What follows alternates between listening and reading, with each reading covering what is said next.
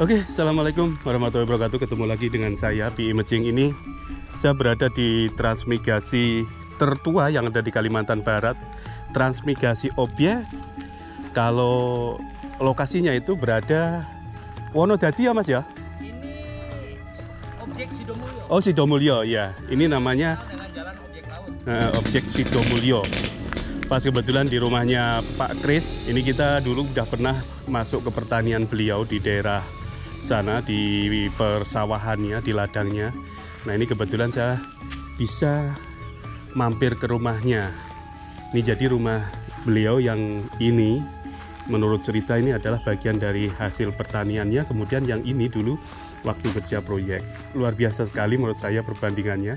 Hasil kerja proyek bisa bikin rumah semacam ini. Kemudian di hasil kerja ini pertanian, beliaunya udah bisa bikin rumah yang sebagus ini. Nah, kebetulan di rumah beliau ini juga ditanami berbagai macam tanaman yang menghasilkan, termasuknya ada pepaya. Karena kita tahu Mas Kris ini adalah bagian petani yang sangat pandai, yang memang hidupnya sekarang difokuskan untuk menjadi seorang petani.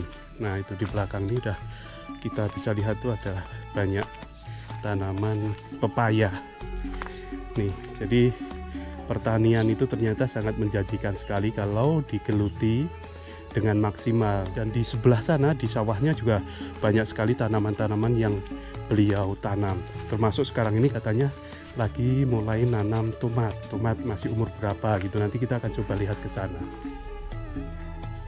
Muat Saran dikit enggak apalah. Mungkin kalau L ya pas kali. Kalau L. Ya. Saya kan agak kecil, tapi enggak apa-apa. Masih pantas. Iya.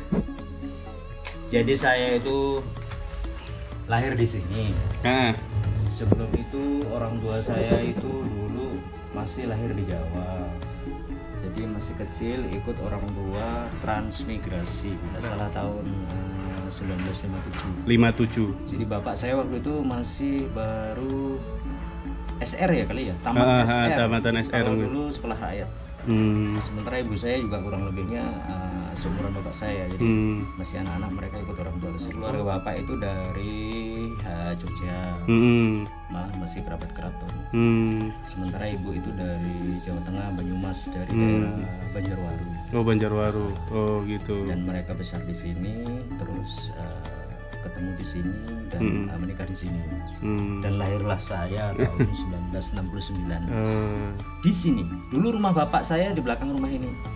Rumah masih tipe kayu. Jadi yang ikut transmigrasi dulunya mbahnya ya, ya Mas ya. Mbah saya dari bapak, mbah saya dari ibu itu dulunya yang ikut transmigrasi. Tapi ibu dengan bapak ini memang waktu kesini memang masih kecil. Jadi ibu itu lahir di Jawa Tengah dan bapak lahir di Jogja. Gitu. Bahkan mereka masih bisa cerita, ingat selama di perjalanan mabuk di kapal laut. Iya. Masih bisa cerita. Di bawah gitu Mas. Nah, ini sedikit cerita. Ini kan kelihatan di bawah toh. Jadi sampean Mas Ki bisa lihat dari ujung sana sampai ke sini beberapa kilo. Itu masih budaya lama yang mereka pakai, budaya orang zaman dulu. Kalau nggak buat rumah di kondisi tanah kita ini, tanah gambut ini selalu digali. Oh, jadi ngambil yang paling padat gitu ke dalam. Tidak tahu perhitungannya. Oh, dia nggak berani ngambil di permukaan. Kalau zaman dulu oke, karena belum ada saluran, belum ada jalan. Oke, bisa saya terima. Tapi kalau sekarang, menurut saya itu udah nggak perlu lagi. Iya, punyanya Mas kan di atas ya. Jadi mungkin disinilah saya mencoba membuang pandangan masyarakat kalau gali atau bikin rumah selalu digali dalam sampai 1 meter lebih. Kalau saya karena pernah bekerja di konstruksi juga kan, pengalaman sendiri. Soalnya tadi yang di sana pun yang baru dibangun pun dalam loh Mas, yang di sebelah sana. Memang semua rata digali Mas. Jadi anggapan mereka orang-orang sini nggak bisa, tapi saya akan buktikan. Nanti kalau saya mampu bangun rumah, saya akan pakai cara saya, yaitu Nah itu, digali. tapi punya sampean kan tidak digali toh, digali. di permukaan Cuman gitu. saya harus bikin bara untuk nimbus. Oh, iya, Saya betul. jaga supaya tidak longsor. Aha. Kenapa Mas? Ini kalau musim hujan banjir mereka semua. Iya, tuh dalam tuh. Air dalam rumah sudah Habis rumah, bener. saya aman. Oke, jadi teman-teman kita ini mau melihat apa persawahannya Mas Kris. Tapi kita nggak pakai motor karena kebetulan jalannya lagi dibetulkan, direhab, terhalang oleh. Ini iseng-iseng Mas, Itu. saya belajar tanam pisang berangan. Oh, pisang berangan. Itu pisang mahal loh di daerah Pontianak ya. Kemarin orang Cina yang ngambil pepaya saya itu ngasih saran memanfaatkan tepi tak jalan itu tanamin pisang berangan. Dan Oh. alhamdulillah dari 7 bulan lalu ini udah mulai buah. Ini nih, termasuk ini punya Masnya. Iya. Oh. Kesana udah panen kemarin dan ini mulai pada buah sampai dari buahnya semua. Semua pisangnya udah mulai pada buah. Ini kurang lebihnya pisangnya. Ini namanya pisang berangan. Meh bisa dikatakan kayak pisang raja kalau di Jawa itu. Pisang raja ada Mas, tapi Ada belum raja? buah. Ada, belum buah.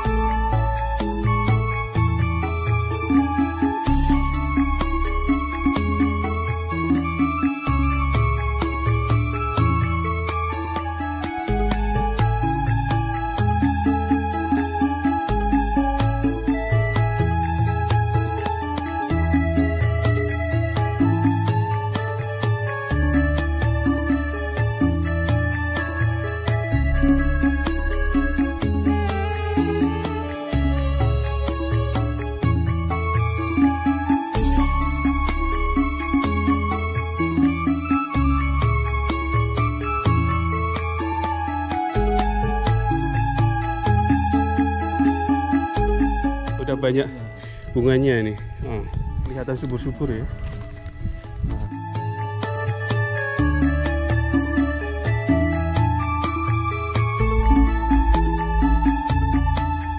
Oh ini dari HST, ini baru umur 1 bulan, 1 bulan lebih dikit lah, nanti sampai umur 70 hari insya Allah dia udah siap panen. Oh, sekitar 2 bulan ya. 2 bulan lebih bisa panen kayak gini. Sekarang harga tomat berapa Mas? Harga tomat ini yang tidak bersahabat Mas. Oh, sekarang lagi nggak bersahabat. Jadi paling sekitar 4 ribuan. sekarang ini. Kalau ini kemarin yang panen kemarin ini dapat 3 ton lebih, tapi harganya kemarin 20.000. Wow, sekilonya. Berarti pas ketemu yang harga tinggi Mas waktu itu ya. Sampai buah ujungnya yang kecil-kecil itu masih dibeli harga 13-14 ribu. Memang ini kemarin loh. Ya kalau sekarang jeblok ya itulah. Itulah namanya apa, kita usaha ya Mas ya. Kadang naik kadang turun. Tidak kena harga, mudah-mudahan insya Allah yang ini nanti Bisa ketemu harga tinggi. baik. Saya kalau boleh tahu, antara harga ini pengaruhnya dari mana kok bisa naik turunnya ini? Iya, Mas. Pertama ya namanya hukum ekonomi ya. Kalau barang banyak insya Allah harganya akan turun. Ditambah lagi nih banyak datang dari Jawa. Dari Jawa datang, terus kebetulan dari sini juga dari Sanggo itu banyak datang. Jadi tumplek. Oh jadi di Pontianak ini masih juga yang mendatangkan dari Jawa Banyak, Mas. sana. Itu yang kadang-kadang bikin harga kita jadi tidak menentu kalau dari Jawa itu datang kontainer. Wow. Otomatis Ini udah panen. Ini harga udah kita panen. turun. Nah, ini udah panen 5 kali Mas. Ini apa? Ini, Sumur. Sumur ini. Ini fungsinya untuk apa? Fungsinya sebenarnya bukan untuk nyiram supaya dibutuh air, tapi untuk ngasih pemupukan lewat kocor. Oh gitu. jadi- Kalau air udah tercukupi kah Insya gimana? Allah kalau dalam kondisi tanah gambut ini Mas, apalagi ditutup mulsa, sekalipun kemarau dia akan cukup air. Ini kalau menurut saya tomat saya ini sebenarnya sehat dari hama. Iya. Cuman dari cuaca yang nggak sehat Mas, karena seperti kondisi saat ini kan Hujan terus setiap memang. hari. Jadi kalau hujan kondisi daun ini tidak bisa bertahan lama Mas. Nggak sehat ya? Banyak agak Cepat keriput-keriput agak gini. keriput-keriput. Buahnya juga tidak bisa bersih. Karena apa? Dikasih fungi pun pagi disemprot, sore hujan, sore semprot, malam hujan. Hilang. Jadi kurang efektif. Nah, itu mungkin besok udah mulai panen lagi. Iya. Jadi yang mengkal-mengkal gitu udah bisa dipanen. Udah bisa dipanen. Kalau harga 5.000 masih lumayan kan menurut kita ya? Masih lah. Kalau untuk hitung-hitungan sih ya sebenarnya ya pas-pas tipis. Pas-pas. Maunya seperti ini kemarin nih Mas. Yang sebelah Saya sini nggak Mas. nyangka sama sekali kan kemarin ini. Saya kok ya betulan memang dikasih rezeki Mungkin. Kan. Sampai 20.000 di kebun. 20.000 di kebunnya. Iya, yang ini kemarin dapat 3,5 ton Mas. 3,5 ton. Dari sekitar berapa nih? Iya 2.500. 2.500. Jadi ini saya tanami lagi, begitu panen saya cabut, saya siapkan bibit untuk disemai lagi, ditanam lagi, dan ini udah usia 1 bulan. 1 bulan. Tapi harganya tidak semuanya 20. Iya, iya. Ada yang 20, ada yang 19, ada yang 18. Kadang setiap harinya di pasar itu juga ada turun naik. Iya betul. Tapi yang level paling tinggi kemarin 20. Terus buah ujung yang paling ujung kecil-kecil itu masih harga 14.000. Jadi kalau dihitung rata-rata ya bahasanya mungkin masih 16-17 gitu lah. Iya, dari hasil keseluruhan tuh. Hasil keseluruhan. Wow, 16.000 kalikan lah 3 ton itu mau berapa? Jadi itulah saya kenang-kenang bikin pondasi depan rumah dari hasil ini kemarin. Oh, saya, gitu. Saya kan pernah ngomong dari istri saya.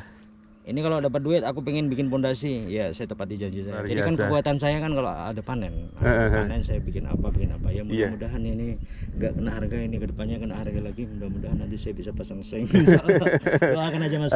Amin ya, yang depan tuh kanopi lah istilahnya, dikasih kanopi. Yang tadi kita udah ke sana tuh. Saya takut untuk berhutang. Oh iya, jadi Mas Kris ini termasuknya petani yang luar biasa handal. Kita udah datang kemarin di sekitar 1 tahun yang lalu ya Mas ya. Dia fokus di apa namanya pepaya. Nah pepayanya sekarang udah besar-besar itu. Lagi penyemaian Mas di belakang itu. Mau replanting? Mau replanting? Mau diperbaharui lagi. Standarnya berapa kalau misalkan kita mau ambil harga standar lah? Sebenarnya kalau untuk hitung-hitungan saya Mas, tomat itu di harga 10.000 aja udah besar. Oh iya. Kalau di bawah 10.000 sedang. Kalau di atas 10.000 fantastik. Ya. Kalau di bawah 5.000 itu yang hancur ya. Lahan Mas seperti biasa kita buat bedengan ini seperti biasa ya, di dalamnya itu ya ada pupuk kandang, ada pupuk kimia. Pupuk kandangnya kita kemarin menggunakan kotoran ayam. Kotoran ayam, terus pupuk kimianya kita menggunakan NPK sama SP. Jadi ditambah dolomit. Ya, sebentar. Tadi apa namanya pupuk kandang itu diratakan tuh barengan dengan NPK atau pupuk kandang dulu sebelum dikasih mulsa ini? Itu sebenarnya masing-masing mereka punya cara sendiri.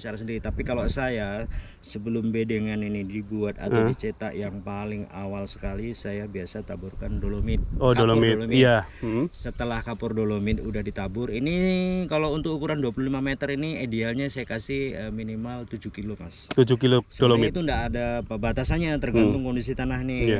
Tapi kalau lebih banyak lebih bagus karena untuk menekan asam. Oh gitu. Supaya dia stabil. Oke, setelah itu?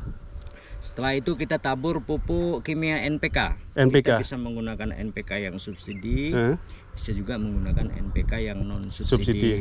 Takarannya biasanya idealnya kalau 25 meter ini untuk satu bedengan kita biasa menggunakan antara 5 kilo sampai 8 kilo. Iya. Untuk NPK-nya. Terus kita menggunakan juga pupuk fosfat. Pupuk fosfat kemarin kita menggunakan karena SP36 sekarang susah, kita kemarin menggunakan pupuk Vertipos. Maaf sebelumnya saya potong.